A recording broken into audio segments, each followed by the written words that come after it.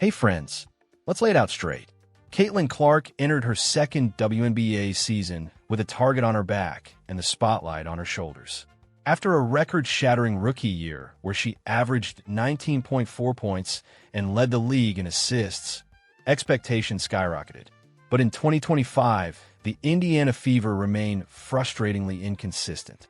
Indiana's roster hides some glaring weaknesses. Today, we rank the 5 toxic players undermining Clark's era, starting at number 5 and climbing to the most damaging at number 1. Number 5. Sydney Coulson. Sydney Coulson was brought in on February 5, 2025 as a veteran voice, a respected locker room presence. Coulson was supposed to provide stability, leadership, and an occasional spark off the bench. But on the court, her contributions have been almost non-existent.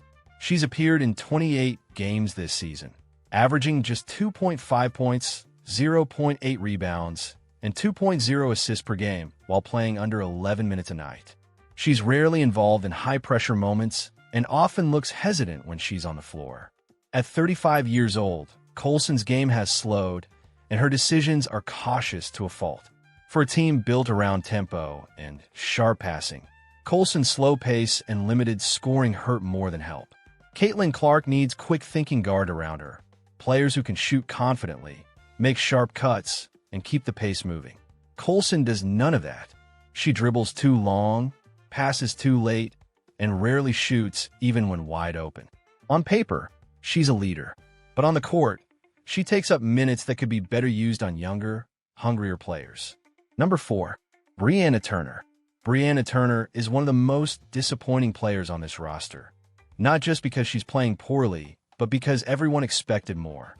A former first-round pick and known defensive asset, Turner came to Indiana with a reputation for hustle, energy, and shot blocking. This season, that version of her has vanished. In 14 games, she's averaging just 0.4 points, 0.9 rebounds, and 0.2 assists per game. She's barely cracked 60 total minutes on the season and shoots just 20% from the field. Her numbers are among the worst in the league for a forward, and her presence on the court doesn't make up for it. Turner should be helping Clark by setting screens, boxing out, and finishing at the rim. Instead, she floats through possessions. She doesn't roll hard after setting picks, doesn't challenge on defense the way she used to, and offers almost nothing on the glass. Her size and length go completely unused. It's not just a matter of stats. It's energy. Turner's body language is quiet. Her communication on defense is minimal. And when Clark is pushing the pace or trying to find open teammates, Turner often stands flat-footed or watches the play unfold. At this level, that's inexcusable. For a team desperate to support their star, Turner's minutes have become wasted opportunities. She's not just struggling, she's vanishing. Number 3. Kelsey Mitchell. Kelsey Mitchell has been a scoring machine since she entered the league in 2018.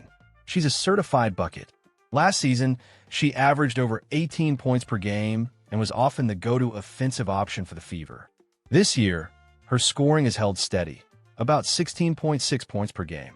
But numbers don't tell the whole story. Not anymore. Not with Caitlin Clark in town. Clark is the engine now. The offense runs through her. She reads the floor, sets the tempo, and moves the ball with precision. Mitchell, meanwhile, is still playing like she's the lead guard. She holds the ball too long. She doesn't cut often enough. She needs isolation touches to get into rhythm. That's where the problem starts. When Clark has the ball, the team flows. When Mitchell has the ball, things stall. The rhythm breaks. Defenders sag off, waiting for the late shot clock. And while Mitchell can make tough shots, they're rarely the right shots for this team. They're the mismatch in style, a clash between a ball-dominant scorer and a generational playmaker. Mitchell doesn't move well without the ball. She's not a catch-and-shoot threat like she needs to be alongside Clark. And her defense? Still below average. Opposing guards often target her in switches, forcing Clark to pick up the slack. That's added wear and tear the Fever can't afford, especially after Clark's groin strain in July. And then there's the contract issue. Mitchell is approaching unrestricted free agency. Rumors say she's looking for max money. But the question is, should the Fever give it to her? This isn't a personal attack. Mitchell is talented, but when you have Caitlin Clark and Aaliyah Boston as your foundation, you build around them. You surround them with defenders, shooters, and selfless role players. Mitchell doesn't check those boxes. She wants to be the star, and that just doesn't fit anymore. Number 2, Damiris Dantis. Damiris Dantis is a veteran forward who joined Indiana in 2024. She was supposed to bring grit, rebounding, and floor spacing, but her impact has fallen far short of expectations. In 2025, Dantis is averaging just 5.0 points and 2.4 rebounds per game. She shoots under 38% from the field. That's low for a player expected to bang in the paint and stretch the floor with corner threes. She looks slow on rotations. She struggles to keep up in transition, and she disappears in crunch time. Clark thrives when the floor is spaced. When her drives draw defenders, she needs shooters ready to catch and fire. Dantis doesn't move into the right pockets. She often hesitates when she's open. That hesitation kills momentum. It kills possessions, and it kills Clark's rhythm. Defensively, she's even more of a concern. The WNBA is fast now. Power forwards must switch, recover, and protect the rim. Dantis can't do that consistently. Her feet are heavy. Her closeouts are late. Her communication is lacking. That leaves holes in the Fever's defense and forces Clark to help more than she should. This team can't afford passengers. Clark's gravity is supposed to make her teammates better, but Dantis is one of the few players who seems unaffected. She doesn't elevate. She doesn't adjust. She just coasts. The Fever need toughness. They need role players with fire. Dantis plays like she's somewhere else entirely. Her body language is quiet. Her effort fades in tough stretches. She isn't toxic in a dramatic way, but she's toxic in a passive way, a veteran taking up space while younger players wait for a shot. And that's a problem this team can't afford. Number 1, Natasha Howard. Now we get to the player causing the biggest drag on Caitlin Clark's system, Natasha Howard. The Fever brought Howard in with high hopes. She was a former WNBA All-Star, a 3-time champion, and a proven interior presence. On paper, she looked like exactly the kind of veteran that could stabilize Indiana's frontcourt. But in practice, it's been a slow-motion breakdown. Through the 2025 season so far, Howard is averaging 11.6 points, 6.8 rebounds, and 1.4 assists per game. At first glance, those numbers don't scream disaster. But look closer. Her field goal percentage is below 41%.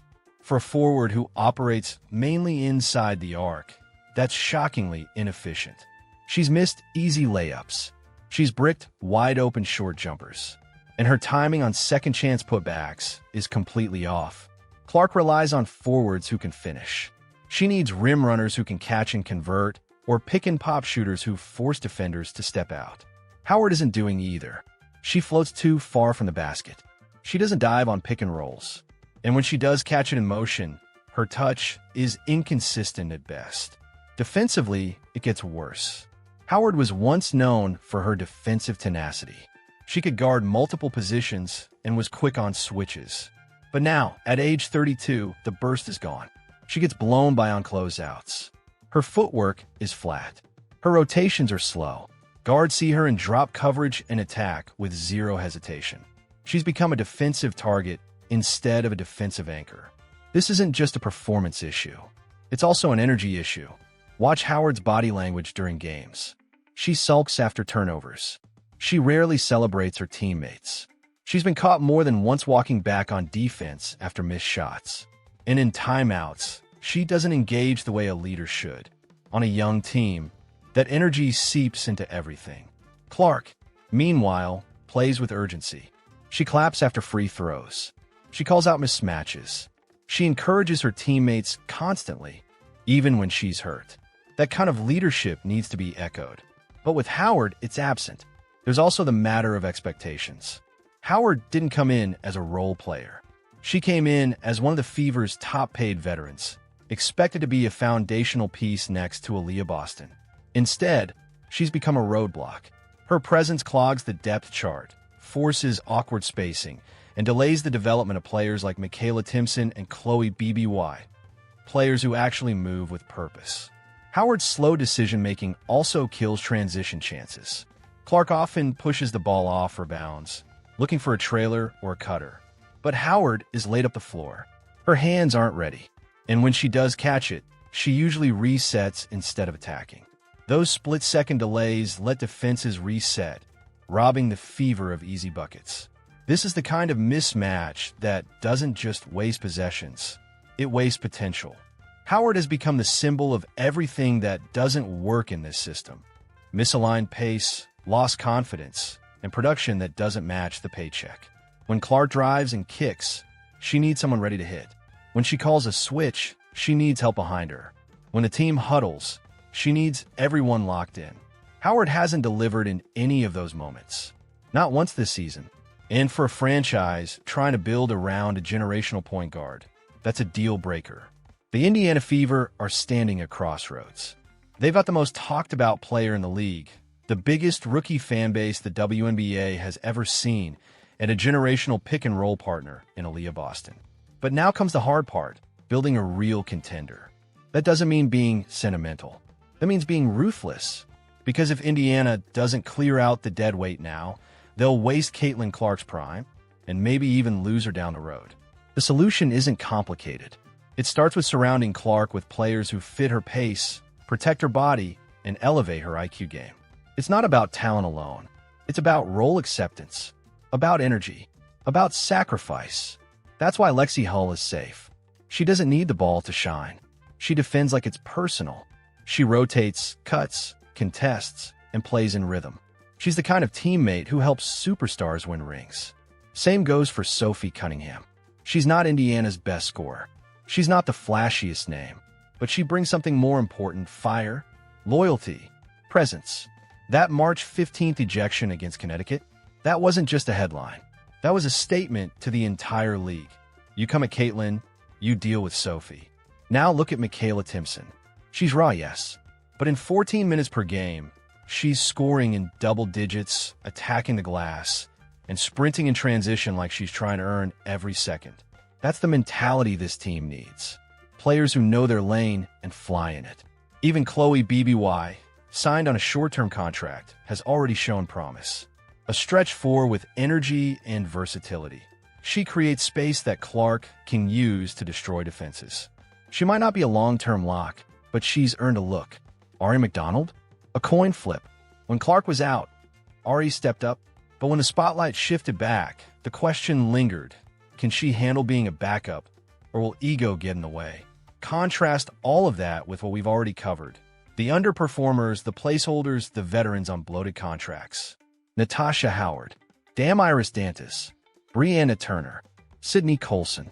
They're not just struggling, they're standing in the way of the future. And that future? It's brighter than ever. The Fever have cap space. They have draft picks. They have a most marketable player in the sport. The right role players, hungry vets, specialist shooters, selfless defenders, they're out there. And they're watching. Watching for a chance to play with Clark. Watching for a chance to build something special in Indianapolis. But that only happens if Indiana stops carrying passengers. No more legacy contracts. No more vibes over value. No more dead roster spots. This isn't a charity. It's a championship window. And in pro sports, those windows slam shut fast. Caitlin Clark deserves teammates who lift her, not one she has to carry. If you enjoyed this breakdown, go ahead and give it a thumbs up. Share it with other Fever fans. Drop your thoughts in the comments. Who should stay? Who should go? And make sure to subscribe so you don't miss the next chapter in Indiana's rise or collapse. The choice is theirs. The clock is ticking.